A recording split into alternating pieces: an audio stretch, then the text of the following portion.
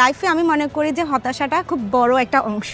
এটার থেকে মানুষ হয় ভালোর দিকে যাবে আর না হলে সে খারাপের দিকে যাবে। সে তখনই দুইটা রাস্তার একটা রাস্তা বেছে নেবে। আপনার সাথে আমার লাস্ট যখন দেখা হয়েছিল তখন আপনার কোনো ইনকামই ছিল না। তখন থেকে এই পর্যন্ত খুব অল্প সময়ের মধ্যে আপনি আসলে 40,000 প্লাস টাকা ইনকাম করেছেন। একটু ভালো লাইফ দরকার, স্বপ্ন দেখতে তো আর ক্ষতি নেই। আপনার লাইফের সবথেকে বড় ধাক্কাটা যখন আপনি খেলেন সেটা কিভাবে আপনি ওভারকাম করলেন? 10 বছর হয়ে গেছে। তখন আমি পুরো আমার জীবন থেকে 4 বছর একদম হারিয়ে গেছে। আমি একদম ডিপ্রেশনে চলে গিয়েছিলাম। আমার বাবা আমাকে বলেছে পড়াশোনাটা শুরু করো, আবার পড়াশোনা করো, আবার কিছু করা দরকার, কি করব। তখন আমি এরকম অ্যাসেড রিমাইটির ওয়াসিকা ম্যামের ভিডিওটা দেখে আমি অনুপ্রাণিত হয়েছি। সমাজের মানুষজন কিন্তু একজন সিঙ্গেল মাদারকে অনেক করুণাময় দৃষ্টিতে দেখে, লাইক মায়া, সিম্প্যাথি। পর্দার আড়ালে থেকে বাংলাদেশের নারীরা সকল ক্ষেত্রে আসলে কাজ করার সুযোগটা পায় না।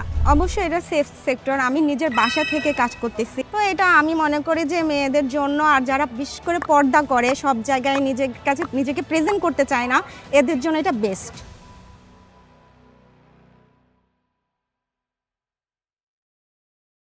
সানজিদা পর্দার আড়ালে থেকেও আলো ছড়ানোর একটি নাম।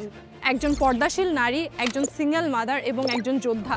জীবনের সব দায়িত্ব তিনি একা নিজের কাঁধে নিয়ে শুরু করেন ফ্রিল্যান্সিং। সন্তানকে বড় করা, নিজের সংসার চালানো, সমাজের সকল বাঁকা কথা উপেক্ষা করে তিনি নিজেকে সামলেছেন এবং নিজের ক্যারিয়ার গড়ে তুলছেন। এই সাহস এবং সংগ্রামের জন্য তিনি সম্মানিত হয়েছেন এসআর ড্রিমাইটির পক্ষ থেকে ইন্সপায়ারিং ওমেন অ্যাওয়ার্ড 2025-এ। আসসালামু আলাইকুম আপু, কেমন আছেন? ওয়ালাইকুম আসসালাম। আলহামদুলিল্লাহ ভালো আছি, আপনি ভালো আছেন? আলহামদুলিল্লাহ ভালো আছি। সো আপনার জীবন তো আসলে মোটেও কোনো সাধারণ জীবন না, অথবা স্মুথ কোনো লাইফ ছিল না। খুবই কষ্টের মধ্য দিয়ে আপনার জীবন পার হয়েছে। একজন সিঙ্গেল মায়ের দায়িত্ব আর স্বপ্ন, এই দুইটাকে আপনি কিভাবে সামলেছেন? আচ্ছা ম্যাম, যখন সিঙ্গেল মা হয়েছে তখন মানে লাইফে আমি মনে করি যে হতাশাটা খুব বড় একটা অংশ।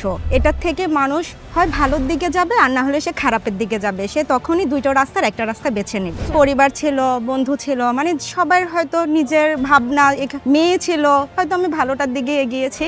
আপনার এই যে লড়াইটা, এটা কি আসলে নিজের সাথে না, সমাজের সাথে না, পরিবারের সাথে? এই লড়াইটা আসলে কার সাথে? পরিবারের সাথে তো অবশ্যই না। পরিবার যদি পাশে না থাকতো তাহলে আমি এত বছর হয়তো সন্তান নিয়ে এভাবে পরিবারে থাকতে পারতাম না। পরিবার তো সবসময় সাপোর্ট করেই আসছে।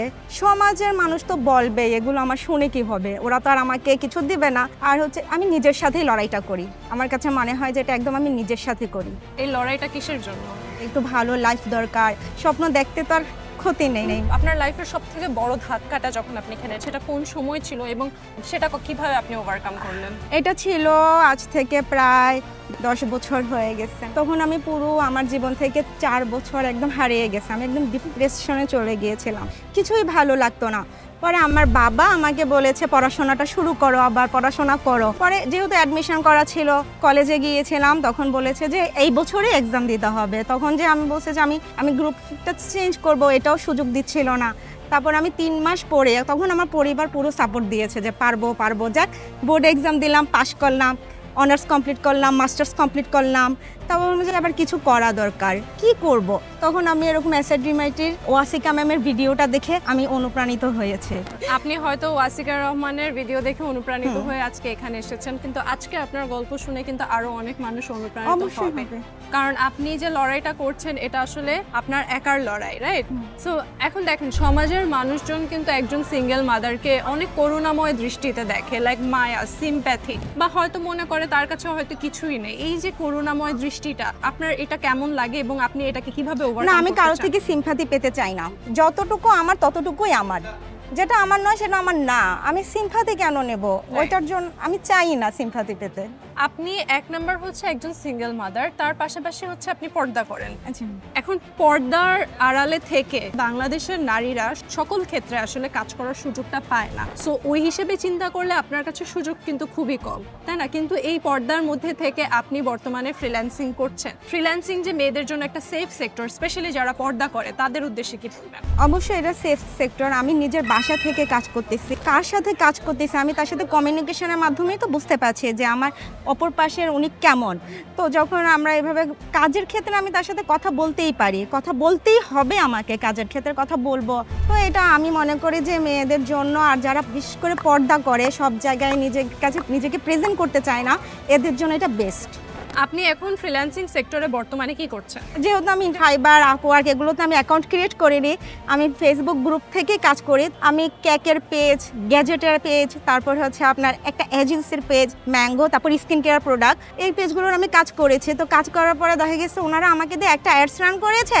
তারপর আমি ওনাদেরকে বলেছি যে আপনার পেজটাকে সোশ্যাল মিডিয়া পোস্টার ডিজাইন করেন, এটা করলে হয়তো ভালো লাগবে। আর স্যাররা তো আমাদেরকে অনেক টিপস দিয়ে দিয়েছে, ফ্রিতে টিপস দেওয়ার জন্য এবং ফ্রিতে একটা দুইটা কাজ করে দেওয়ার জন্য। তারপর দেখা যায় যে ওনাদের পরিচিত উনিও আবার আমাকে কাজ দিচ্ছে। আচ্ছা আচ্ছা, তো এইভাবে- নেটওয়ার্কিং হয়ে গিয়েছে আপনার। হ্যাঁ, আলহামদুলিল্লাহ। এই পর্যন্ত হচ্ছে আপনার কত টাকা ইনকাম হয়েছে? আমি তো অল্প কাজ করেছি, এই যে এই বছর থেকে আমি 40,000 প্লাস কাজ।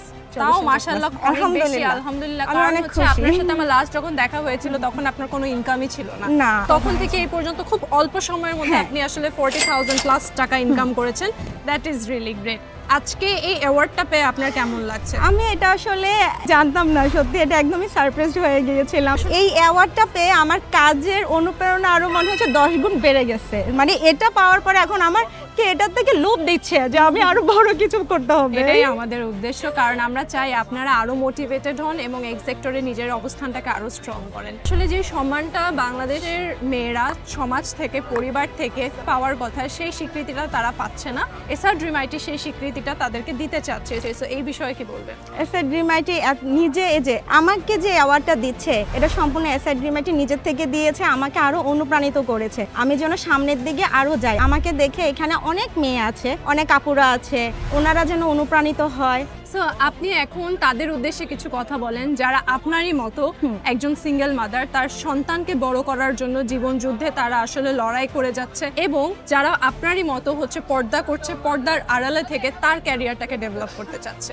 ইসলামিক মাইন্ডের জন্য পর্দাটা হচ্ছে আমাদের জন্য অন্য বিষয়, আর এটা হচ্ছে প্রফেশনাল আমার কাজ। বেঁচে থাকার জন্য আমার তো প্রয়োজন আছে, কাজ করতে হবে। আমার রিজিক কিভাবে আমি আনবো? তাহলে আমি বসে থাকলে তো হবে না। তো আমি অল্প দিয়ে শুরু করি, অল্প থেকে বড় হবে। আর যারা করতে চাচ্ছেন তারা এখানে করতে পারেন, কোনো সমস্যা নেই। এখানে এটাতে যে এই সেক্টরে আসলে যে তার পর্দাতে বা তার পরিবারে কোনো ক্ষুণ্ণ হবে সেরকম কিছু না। আপনার ফিউচার প্ল্যান কি? এই যে আমি আজকে দেখলাম যে আমাদের এখানে মানে স্যাররা এসআর ড্রিম আইটি যেরকম দিচ্ছে, কাউকে হতাশ করছে না। এখান থেকে আজকে পেয়েছি, ইনশাল্লাহ আর হতাশ হব না। ফিউচার প্ল্যান আছে এটা নিয়েই করা। আমি যেহেতু মানে সোশ্যাল ওয়ার্কিংয়ে পড়াশোনা করেছি, সোশ্যালজি সাবজেক্ট ছিল, তো এখানে আমাদের এরকম পিছিয়ে পড়া মেয়েরা যারা আছে সবাই যে যেটা করতে পছন্দ করে সে সেটা দিয়ে যেন এগিয়ে যায়। থ্যাংক ইউ সো মাচ, আপনাকে অসংখ্য ধন্যবাদ। আপনার গল্প হাজারো নারীর অনুপ্রেরণা হয়ে দাঁড়াবে। থ্যাংক ইউ সো মাচ আপনাকে। আল্লাহ হাফেজ। সানজিদা আমাদেরকে শিখিয়েছে পর্দা আসলে কোনো বাধা না, এটা সাহসিকতার একটি রূপ। সিঙ্গেল মাদার হয়েও তিনি হেরে যাননি, থেমে যাননি। অনেক পর্দাশীল নারী, অনেক ধর্মীয় নারী মনে করে এই সেক্টর আসলে তাদের জন্য না, এবং সমাজে তাদের আসলে কাজ করা সম্ভব না। সানজিদা তাদেরকেই হচ্ছে ভুল প্রমাণ করেছে এবং বর্তমানে সাকসেসফুল ফ্রিল্যান্সার হিসেবে কাজ করছে।